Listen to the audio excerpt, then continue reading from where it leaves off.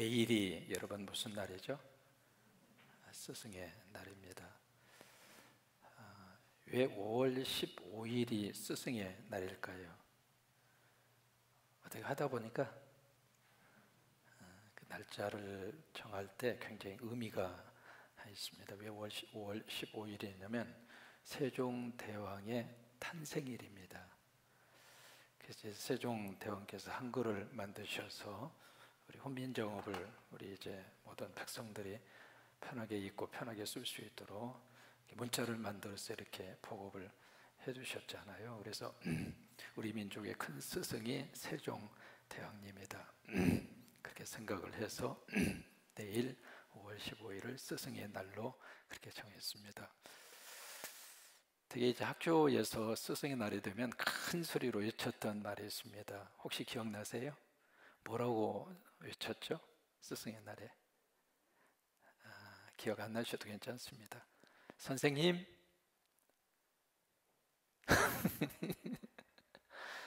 고맙습니다. 이제 그렇게 크게 그렇게 외쳤던 기억이 나는데, 우리 스승을 기억을 하면서 우리도 한번 같이 한번 외쳤으면 좋겠습니다. 시작. 초등학교 때는 그보다 더 크게 했습니다.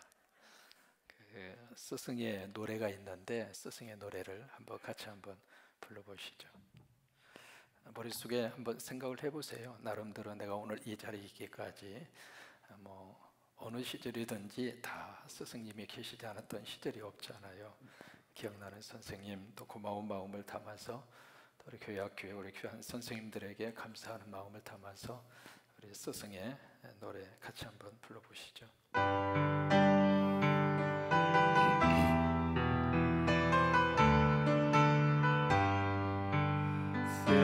스승의 은혜는 하늘 같아서 우러러 볼수록 높아만 지네. 참되거라 바르거라 가르쳐 주시. 스승은 마음의 어버이시다.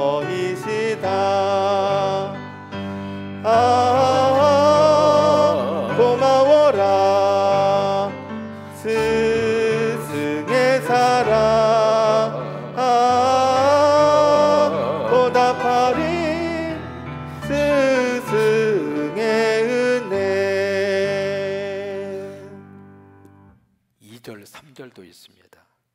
자동으로 1절로 끝나버렸는데, 중국에서 있었던 실화입니다. 아이가 태어났는데 원청이에다가 한쪽 귀가 들리지 않습니다. 한쪽 귀가 청각 장애를 가진 아이가 태어났는데, 여러분 원청이기 때문에 윗입술이 없잖아요. 이렇게 말을 하면 말이 새어납니다. 그래서 이제 그 아이가 태어났는데 엄마 아빠가 이 아이를 너무나 귀찮게 생각해요.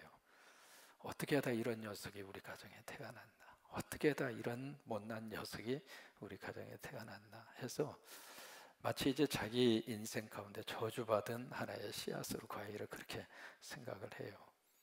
그래서 이제 남들이 이렇게 집으로 이렇게 방문을 하면 이 엄마 아빠가 이 애를 참 저쪽 방 안에 가둬놓고 아예 보여주지도 않고 밖에 나가지도 못하도록 그렇게 천덕꾸리처럼 이 아이를 기릅니다.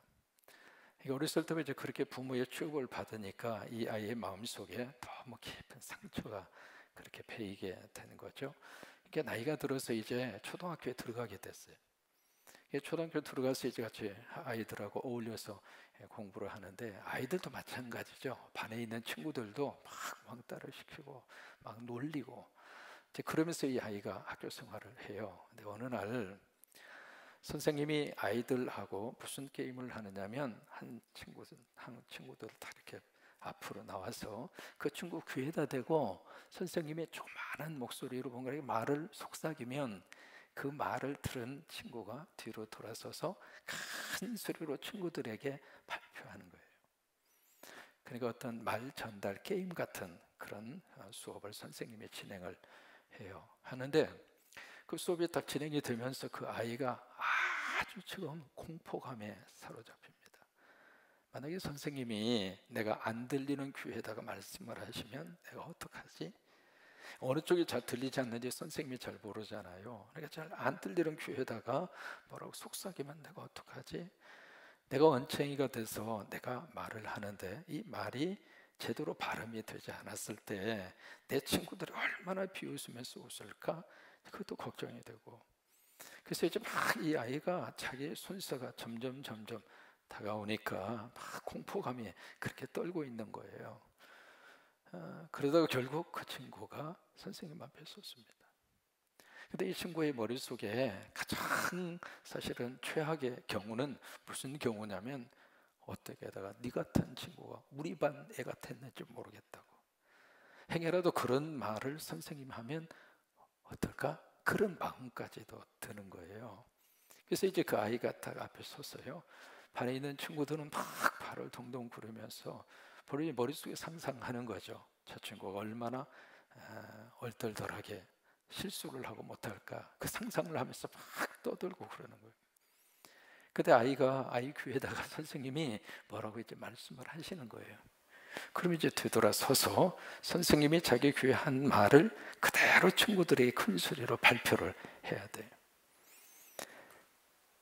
근데 선생님이 이 아이 귀에 대고 뭐라고 속삭인 거예요.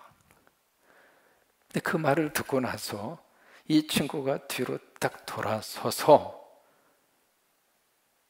말없이 눈물을 글썽이면서 서 있는 거예요. 그리고 거기 있는 반의 친구들이 도대체 이게 무슨 일이지?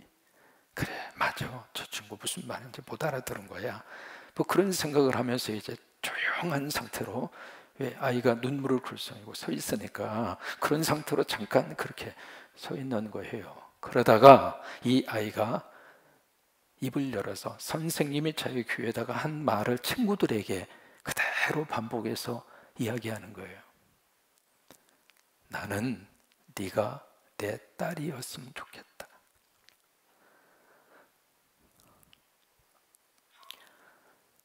지금까지 태어나서 그 아이가 처음으로 선생님에게서 그 말을 들었습니다.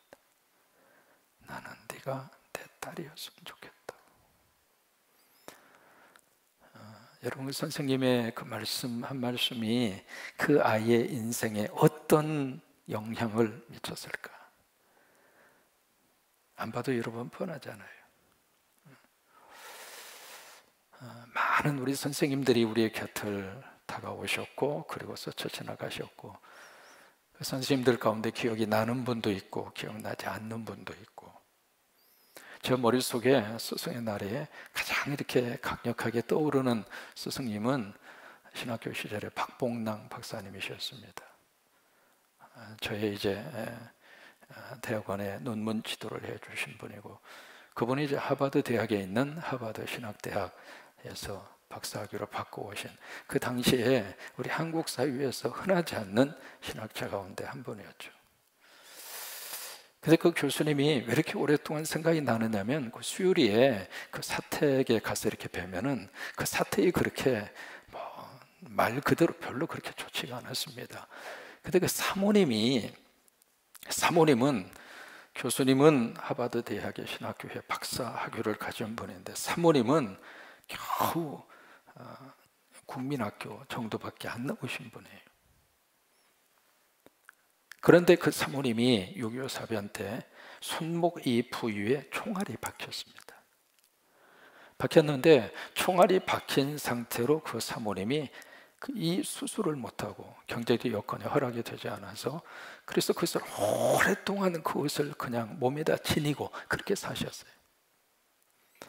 사셨는데, 이렇게 집에 가서 이렇게 교수님하고 이야기할 일이 있어서 가서 이렇게 뵈면 그 교수님이 이 사모님을 대하는 그 모습이 너무나 감동적이었어요. 당신은 하버드 대학의 박사를 가진 분이고 사모님은 그렇지 못한 분인데, 그렇게 사모님에게 대하는 그 모습 자체가 옆에서 보는 신학생 입장으로서도 굉장히 감동이 됐어요.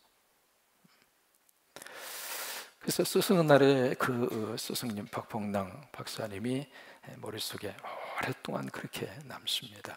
여러분, 스승 중에 최고의 스승은 누구냐면 예수 그리스도십니다. 스승이 되시는 예수님이 우리에게 그렇게 우리 귀에다 대고 그렇게 말씀하세요. 너는 나의 아들이다. 너는 나의 딸이다. 모든 사람이 다 왕따를 시키고 심지어 부모님까지도 천덕꾸리처럼 여기는 자신에게 선생님은 나는 네가 내 딸이었으면 좋겠다. 그것이 그 어린 마음 속에 너무 자긍심을 심어주었고 그의 인생을 꽃피우게 했던 말 한마디에 스승의 말이었던 것처럼 우리의 영원한 스승이 되시는 예수님이 이 시간 여러분 귀에다 대고 너는 나의 아들이다. 너는 나의 딸이다. 오늘 저녁에 그 말씀 꼭 새기시고 스승의 날을 앞두고 그런 역사가 임하기를 주의 이름으로 축원합니다. 우리가 요한 2서를 살펴봤습니다. 성경에서 신약 27권 가운데 가장 짧은 성경이 무엇일 것 같아요? 그게 뭐예요? 요한 2서입니다. 가장 짧습니다. 전체적으로 해서 13절밖에 되어져 있지 않고요. 이 전체 이 단어를 쭉 헤아려 보면 단어가 245개 단어입니다. 그리고 문장은 11개 문장입니다. 이게 어느 정도 분량이냐면 그 당시에는 모든 것을 어디에 썼느냐면 그 파피루스에다가 기록을 했어요. 갈대 있잖아요. 두꺼운 갈대. 그것을 눌러가지고 그것을 이제 종이처럼 만들어서 그렇게 해서 거기다가 이렇게 기록을 하고 그랬던 시절인데 이 파피루스 한 장에다가 기록할 수 있는 분량이 오늘 요한 2서입니다. 그래서 그 당시에 개인적으로 편지를 주고받을 때 한 사람이 또 다른 사람에게 보내는 편지가 딱 파피루스 한 장이에요.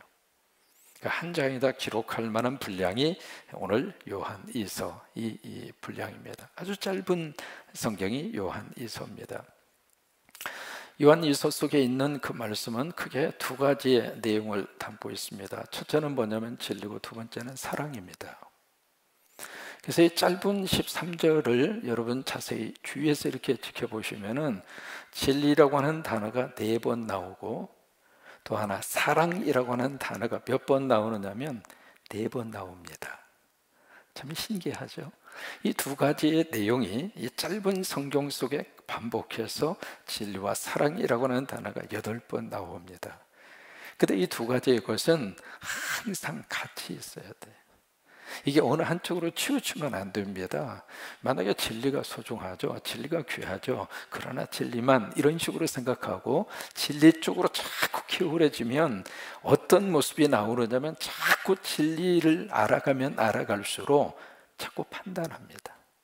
그리고 자꾸 평가합니다. 그리고 자꾸 정죄합니다. 여러분, 우리가 성경 공부 필요하잖아요. 성경 공부 열심히 하셔야 됩니다. 그래서 나름대로 성서의 지식이 머릿속에 있어야 되거든요. 성경의 지식이라고 하는 것은 한두 가지 가지고 되지 않습니다. 이 성경 자체가요, 종합제품이에요. 그래서 이 성경을 제대로 우리가 파악하고 들어가기 위해서는 여기에는 세계사가 같이 묻어와야 되고 역사가 들어와야 되고 지리가 들어와야 되고 고대사가 들어와야 되고 그 다음에 문화의 배경을 알아야 되고 이게요 한두 가지 가지고 되는 것이 아닙니다. 그리고 언어 자체도 마찬가지입니다. 벌써 이게 히브리어, 헬라어 기본적으로 알아야 되고 그 다음에 라틴말, 왜냐하면 이게 고대 가운데 라틴말로 되어져 있는 부분들이 많으니까 라틴말도 어느 정도 알아야 되고요.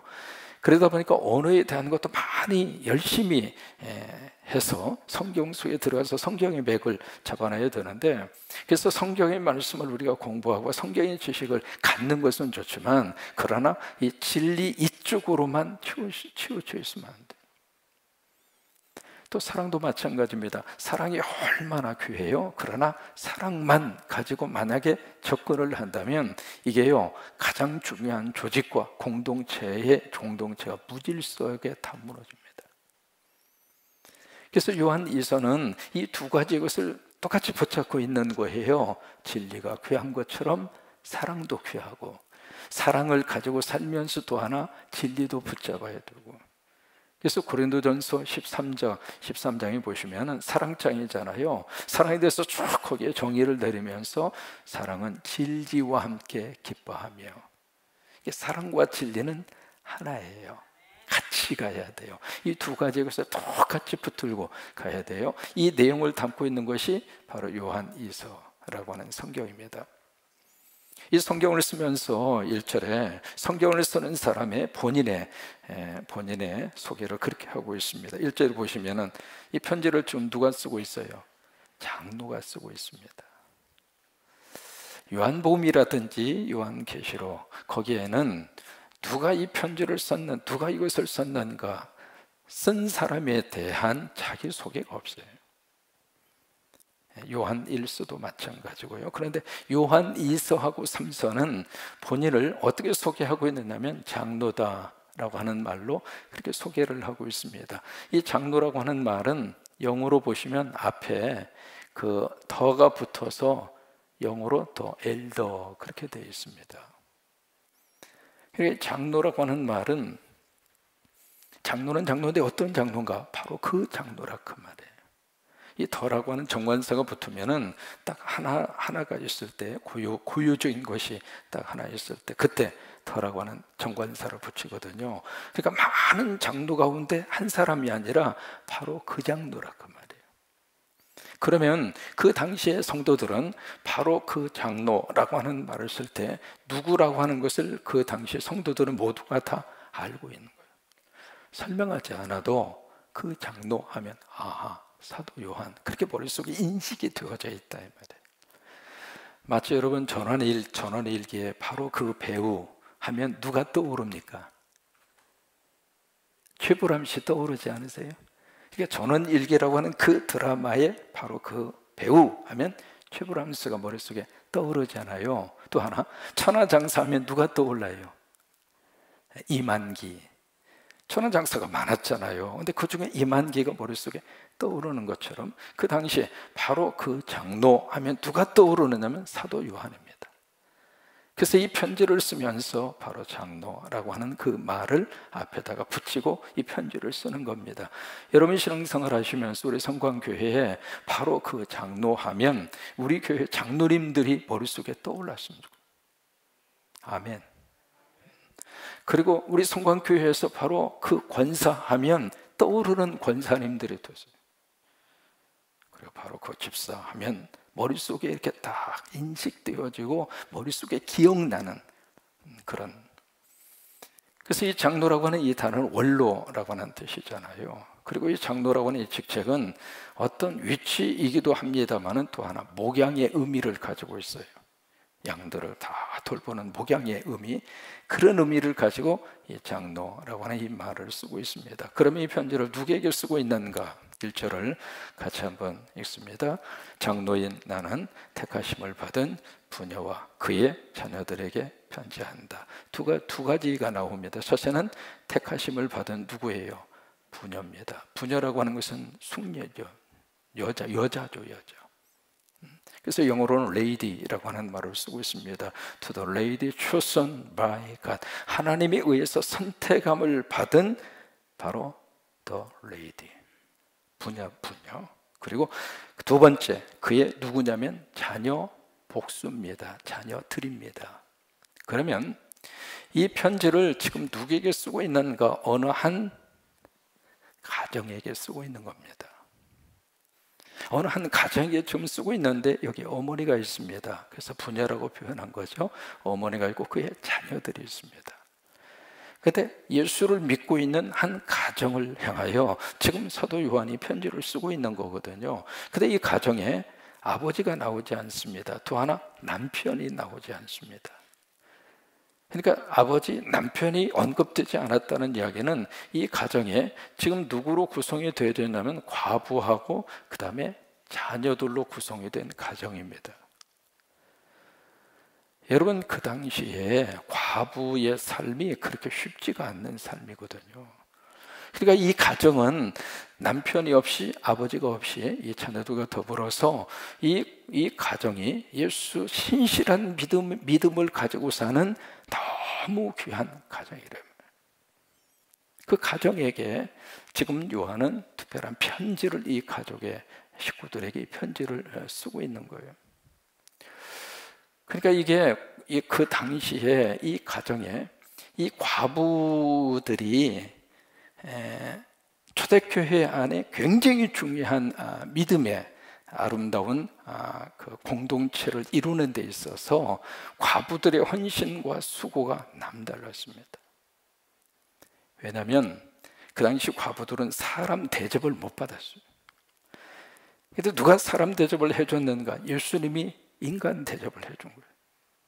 마치 조선시대 유교의 문화권 속에서 우리 여성들은 인권이 없었거든요. 우리 어머님 세대, 할머님 세대 거의 인권이 없었습니다. 철저하게 그냥 종속의 관계로 그렇게 평생을 살았거든요. 감히 남자들 앞에서 같이 식사도 못하고 그랬잖아요. 맞죠? 처음 듣는 이야기는 아니죠. 그런 시절이 불과 100년 전에 있었던 이곳에서의 생활이었거든요. 근데 그 당시 이 성경에 쓰여질 당시는 지금보다 더 심각했단 말이죠. 그런 속에서 유일하게 인간 대접을 하고 사람 대접을 해준 곳이 교회예요. 그래서 과부들이 그렇게 교회로 많이 몰려드는 겁니다. 교회 와서 의지하고 하나님 의지하고 거기서 복음으로 믿음으로 어깨 펴고 살 수 있는 유일한 공동체가 교회였어요. 그래서 이 신실한 이 가정에게 이 장로는 지금 편지를 쓰고 있습니다. 편지를 쓰는데 이 가정이 어떤 가정이냐면 두 가지를 위해서 설명을 하고 있습니다. 첫째로 내가 사랑한, 여기 내가 참으로 사랑하는 자요, 그렇게 표현하고 있잖아요. 그래 이 가정을 지금 요한이 아주 독특하게 사랑하고 있다 그 말이에요. 또 하나, 나뿐만이 아니라 진리를 하는 모든 자도 그리한다. 다시 말해서 교회 안에 있는 모든 성도들이 이 가정을 사랑하는 거예요. 그러니까 이 사도 요한으로부터 사랑을 받는 가정이고, 요한뿐만이 아니라 그 믿음의 공동체 속에 있었던 모든 성도들이 특별히 사랑을 기울이고 사랑을 해주는 그런 가정이었다 그 말이에요. 그만큼 이 가정은 이름은 기록은 되어져 있지 않지만은 이 가정이 그만큼 교회 안에서 너무 신실한 믿음의 멋진 모습을 보이고 있다 그 말이에요. 2절입니다. 함께 읽을까요? 우리 안에 거하여 영원히 우리와 함께할 진리로 말미암이로다. 그래서 3절, 이 3절은 바로 초대교회의 축도입니다. 같이 읽으실까요? 은혜와 공혈과 평강이 하나님 아버지와 아버지의 아들 예수 그리스도께로부터 진리와 사랑 가운데서 우리와 함께 있으리라. 거기에 진리와 사랑 함께 나오죠. 그러니까 두 가지의 것을 지금 계속 강조를 하고 있습니다. 바로 이 3절이 초대교회의 축도예요. 이 축도인데 이 축도 속에 세 가지의 것이 꼭 거기에 꼭 같이 따라서 같이 그렇게 나옵니다. 첫째가 은혜고, 두 번째가 긍휼이고, 세 번째가 평강입니다. 그러니까 이 세 가지의 것은 늘 같이 그렇게 나오는 초대교회 축도예요. 그래서 4절 말씀에 너희 자녀들 중에 우리가 아버지께 받은 계명대로 진리를 행하는 자를 내가 보니 심히 기쁘도다. 그러니까 이 가정의 자녀들 가운데 이 어머니의 믿음의 교육을 그대로 받고 자녀들이 신앙생활 잘 하는 모습을 보니까 사도 요한이 이 가정을 볼 때 너무 행복하다고 하는 거예요. 여러분, 우리 후손들이 여러분들의 기도대로 예수님 안에서 하나님의 복을 받고 사는 모습을 보면 우리는 너무 행복한 거예요. 우리가 자녀들을 위해서 간절히 기도하는 기도 제목 가운데 하나가 이 땅에서 잘 살고 이 땅에서 성공하고, 그것도 우리의 기도 제목입니다. 또 하나, 영적으로 우리 자녀들이 하나님을 떠나지 않고, 왜 인생을 살아보니까 여러분 믿음 안에 세워져 있는 것이 최고의 복이잖아요. 삶을 살아보니까 이 세상적인 것이 한순간에 사라진다. 저는 지금도 톡톡히 기억하고 있습니다. 여러분 2001년도에 있었던 9/11 테러 사건, 여러분들은 어떻게 기억하실지 모르겠지만 저는 그 땅에 살면서 그걸 봤잖아요. 그거는요, 머릿속에 엄청난 충격이었습니다. 지금까지 미국이 세워진 다음에 미국 본토가요, 외부 세력에 의해서 공격을 당한 적이 한 번도 없어요. 진주만 사건은 하와이에서 벌어진 사건이에요. 미국 본토를 외부 세력이 공격해서 들어온 적이 한 번도 없었습니다. 또 하나 뉴욕의 맨하탄이라고 하는 그 거리는요, 특별히 거기에 쌍둥이 빌딩은 전 세계 자본주의의 심장입니다. 전 세계 가장 중요한 은행이 거기에 다 들어가 있습니다.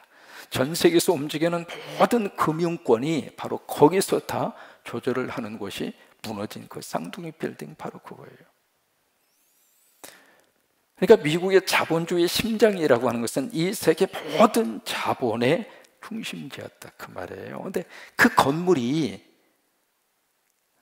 얼마의 시간의 차이를 두고 와르르 무너지는 것을 마치 TV로 생중계를 해서 그 광경을 안방에서 테레비로 보고 있는 거예요. 무슨 영화처럼. 그건 상상할 수 없는 일이 자기들 눈앞에서 지금 펼쳐진 거거든요. 그걸 보면서 이제 뭘 느꼈는가? 아, 영원한 것은 없구나. 무너지는구나. 그것을 전체 국민들이 그것을 생중계하는 그 모습으로 그것을 지켜본 거예요. 우리가 경험하는 것이 바로 그거잖아요. 이게 세상적인 것이 영원하지 않구나. 살면서 그걸 더 많이 느끼잖아요. 그래서 우리가 더 간절히 자녀들을 위해서 기도합니다. 하나님, 우리 자녀들이 예수님 안에서 행복하게 살기를 원합니다. 세상적으로 잘 먹고 잘 사는 것도 우리가 기도하는 거지만은 그것과 더불어서 정말 하나님 떠나지 않고 믿음으로 서로가 가정을 세워져 가고, 부부의 관계도 신앙이 있는 부부의 관계는 조금 멀어졌다가도 다시 하나가 되고, 조금 속상한 일이 있어서 다퉜다가도 다시 화해를 하고, 그렇게 해서 이제 넘어졌다가도 다시 일어나는 퍼센테이지가 크리스찬 가정의 부부는 훨씬 더 높아요. 근데 믿음이 없으면은 한번 갈라서면 화해가 안 되는 거예요. 그래서 우리 자녀들을 위해서도 간절히 그렇게 기도하는데, 여기서도 마찬가지입니다. 너희 자녀들 가운데, 그 자녀들 가운데 모든 자녀들이 다 그렇게 엄마의 기도대로 그렇게 된 건 아닙니다. 왜냐하면 너희 자녀들 중에라고 하는 말을 쓰고 있잖아요. 그러니까 몇몇 자녀들은 거기서 탈선했다, 그 말이에요. 그래도 그 자녀들 가운데 그래도 몇몇은 엄마의 기도대로, 아버지 없이 이 부녀가 자식들을 양육하면서 얼마나 힘들었겠어요. 그러면서도 이 가정을 믿음으로 세워져가는 그 엄마의 그 정성과 그 눈물이 얼마나 지금 깊이 하나님 앞에 쏟아받혔을까요? 근데 그 중에 자녀가 몇이 진리 안에서 행한다고 하는 그것을 보면서 요한이 너무나 행복한 거예요. 그래서 4절의 말씀을 그렇게 쓰고 있는 거예요. 5절입니다. 다시 한번 그 이름을 부릅니다. 부녀여. 이름은 없습니다. 우리가 성경을 읽으면서 참 묘한 것을 발견하는데, 특히 여러분 복음서를 보시면은요, 복음서의 12제자의 이름들이 쭉 기록이 되잖아요. 기록이 되는데 두 가지를 느낍니다. 12제자들의 모든 행동을 보면서 우리들이 뭘 느낄 수 있느냐면, 이게 성령 받기 전에 12제자들은 모두가 다 불신의 어떤 의미에서 가장 앞장서 있습니다. 그래서 예수님 부를 때에도 주여 그렇게 부르지 않았습니다. 랍비요 그렇게 부릅니다. 심지어 수제자라고 하는 위치에 있었던 베드로도 랍비요 그렇게 부릅니다. 그러면 예수님을 주여라고 부른 사람은 누군가? 무명의 여인들이에요. 이름 없는 사람들. 그 사람들이 예수님을 주여라고 부른 거예요. 그러니까 이게 초대교회 안에 이름 없는 이 부녀들, 이름 없는 이 과부, 이분들이 어떤 의미에서 예수 그리스도의 믿음의 가장 중요한 믿음의 아름다운 본질을 꼭 붙잡고 살았던 거예요. 오늘 여기서도 부녀여 그렇게 다시 한번 5절에서 부르고 있잖아요. 다시 한번 같이 읽습니다. 5절 부녀여 내가 이제 내게 구하노니 서로 사랑하자. 이는 새 계명같이 내게 쓰는 것이 아니요 처음부터 우리가 가진 것이라. 6절 또 사랑은 이것이니 우리가 그 계명을 따라 행하는 것이요 계명은 이것이니 너희가 처음부터 들은 바와 같이 그 가운데서 행하라 하심이라. 이 두 가지 것을 함께 이야기하고 있습니다. 진리와 사랑에 대한 부분이에요. 그러니까 진리를 요한 1서에서도 이것을 자꾸 강조하는 게 바로 이거였잖아요. 왜냐하면 그 당시에 영지주의라고 하는 이단들이 너무 성도들을 들어와서 막 뿌리채 흔들고, 그래서 그들에게 있어서는 이 진리가 없으면 다 넘어가는 거예요. 여러분, 잘못된 사이비들이 와서 여러분들에게 접근해가지고 성경 구절 몇 가지를 가지고 와서 막 여러분들을 이렇게 성경을 펼쳐놓고 막 이야기하고 공격하면, 그 성경 말씀에 대해서 내가 바른 또 다른 진리를 그들에게 딱 제시하면서 바로 이것이 진리다, 그렇게 대꾸할 수 있는 성도들이 얼마나 될까요? 그만큼 우리가 진리에 대해서 아주 약합니다. 그러니까 이 진리를 모르면은 자꾸 그쪽으로 빨려 들어가는 거예요. 내가 지금 알고 있는 예수 그리스도에 대한 진리가 애매하잖아요. 그러면 저쪽에서 확신을 가지고 치고 들어오면 내가 알고 있는 진리에 대한 확신이 무너진다. 그래서 이 두 가지를 강조하는 거예요. 진리와 사랑, 사랑과 진리입니다. 이것이 여러분, 주여 나를 평화의 도구로서 주소서를 남긴 성 프란시스코, 여러분 기억하시잖아요. 이분이 수도원 운동을 했어요. 제자들하고 뭘로 했느냐면 40일 금식을 합니다. 금식을 하는데 어떻게 했느냐면 아주 독특하게 했어요. 앞에다가 숲을 딱 끓여놓고 그걸 보면서 금식 기도를 하는 거예요. 얼마나 힘듭니까? 이게 먹을 거 앞에 놓고 금식한다고 하는 게. 그래서 이제 40일 금식 기도를 하는데 39일까지 했어요. 근데 딱 하루만 남았거든요. 하루만 참으면 금식 끝나고 이제는 그 숲을 먹을 수 있어요. 그러니까 딱 하루만 참으면 되는데, 지금까지 39일 동안 잘 하다가 마지막 순간에 거기에 같이 또 둘러앉아서 금식하던 친구 중에 한 젊은 친구가 참다 못해서 다 같이 눈 감고 있는 그 틈새에 몰래 가서 그 숲을 퍼서 먹은 거예요. 먹었는데 그 모습을 바사락거리는 소리에 눈을 뜨고 옆에 있는 친구가 그걸 봤네. 딱 보고 나서 이 친구가 그때부터 도끼 눈을 하고 그 친구를 보는 거예요. 세상에. 아니, 얼마나 오죽해가고 보면 금식하면서 참다 못해서 오죽해서 그걸 퍼먹었을까 이해하고 궁결한 마음을 가지면 괜찮은데, 이 친구는 세상에 나도 참고 있는데 네가 어떻게 규율을 어기고 와서 그걸 퍼먹을 수 있느냐고. 그러자 거기에 같이 쭉 모여서 금식하고 있는 그 제자들의 분위기가 이상하게 돌아가는 거예요. 전부 다 저 죽일 놈, 어떻게 우리 가운데 쥐만 가서 저걸 먹을 수 있느냐고. 그러면서 그런 눈으로 성 프란시스코 이 스승을 보는 거예요. 어떻게 좀 하라고, 야단을 치든지 아니면 쫓아내든지 어떻게 하라고. 그러니까 그 순간에 성 프란시스코 이분이 어떻게 되냐면 앞으로 가시더니 그 숲 앞에 딱 가서 아까 그 친구가 퍼먹었던 그 숟가락을 가지고 이 스승님이 가서 막 퍼서 잡수시는 거예요. 그러니까 거기 있었던 제자들이 깜짝 놀랐죠. 먹고 나서 프란시스코가 유명한 말을 합니다. 우리가 금식하면서 형제를 미워하는 것보다, 금식을 하면서 형제를 미워하는 죄를 범하는 것보다 먹고 사랑하는 것이 훨씬 보험적이다. 다 같이 먹어라. 그 덕분에 40일 금식 안 채우고 그날 다 밥을 다 먹었어요. 여러분, 진리를 지켜야 되죠. 40일 금식기도 끝까지 해야죠. 그러나 사랑과 함께 해야 된다 이 말이에요. 내가 진리를 지킨다고 하는 이것 때문에 사랑이 꺾여진다면 이 진리는 무슨 의미가 있느냐 말이에요. 그래서 이 두 가지 것을 털같이 그렇게 강조하는 거예요. 그 다음에 7절부터는 이제 무슨 말씀이 나오느냐면 미혹하는 자가 나옵니다. 미혹하는 자가 세상에 많이 나왔나니, 작은 숫자가 아니었다 그 말이죠. 여러분, 초대교회 안에 이단과 사이비들이 상상할 수 없을 정도로 많이 나왔어요. 우리는 지금 성경이 있잖아요. 그때는 이 성경이 없습니다.